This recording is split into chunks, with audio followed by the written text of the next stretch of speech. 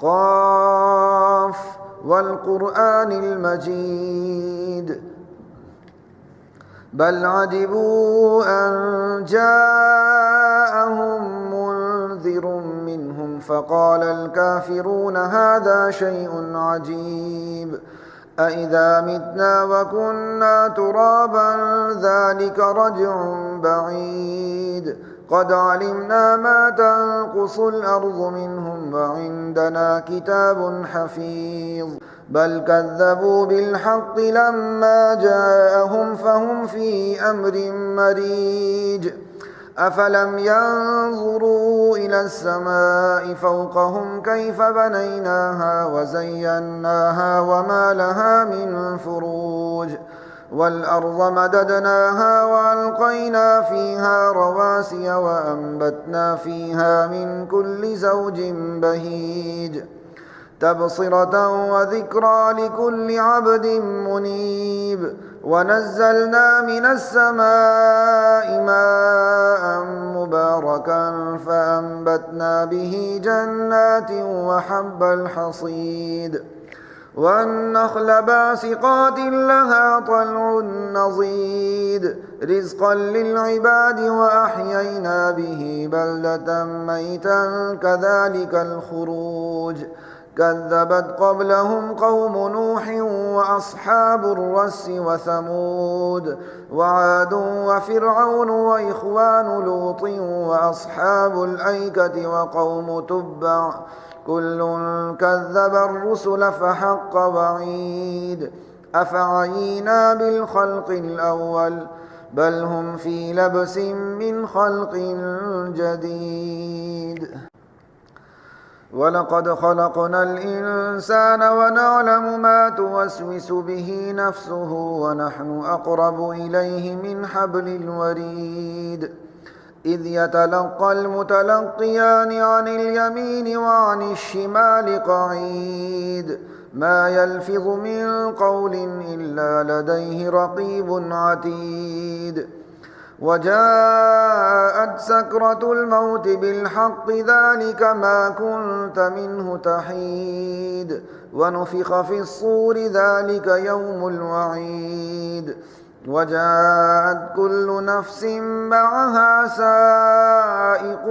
وشهيد لقد كنت في غفلة من هذا فكشفنا عنك غطاءك فبصرك اليوم حديد وقال قرينه هذا ما لدي عتيد ألقيا في جهنم كل كفار عنيد مناع للخير معتد مريب الذي جعل مع الله إلها آخر فألقياه في العذاب الشديد قال قرينه ربنا ما أطغيته ولكن كان في ضلال بعيد قال لا تختصموا لدي وقد قدمت إليكم بالوعيد ما يبدل القول لدي وما أنا بظلام للعبيد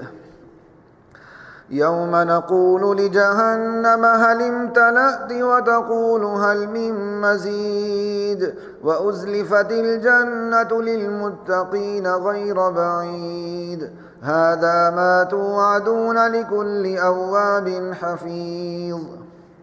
من خشي الرحمن بالغيب وجاء بقلب منيب ادخلوها بسلام ذلك يوم الخلود لهم ما يشاءون فيها ولدينا مزيد وكم أهلكنا قبلهم من قرن هم أشد منهم بطشا فنقبوا في البلاد هل من محيص إن في ذلك لذكرى لمن كان له قلب أو ألقى السمع وهو شهيد ولقد خلقنا السماوات والأرض وما بينهما في 6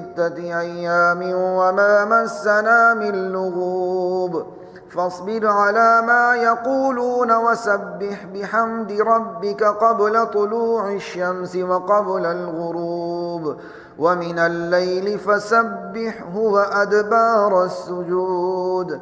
واستمع يوم ينادي المناد من مكان قريب يوم يسمعون الصيحة بالحق ذلك يوم الخروج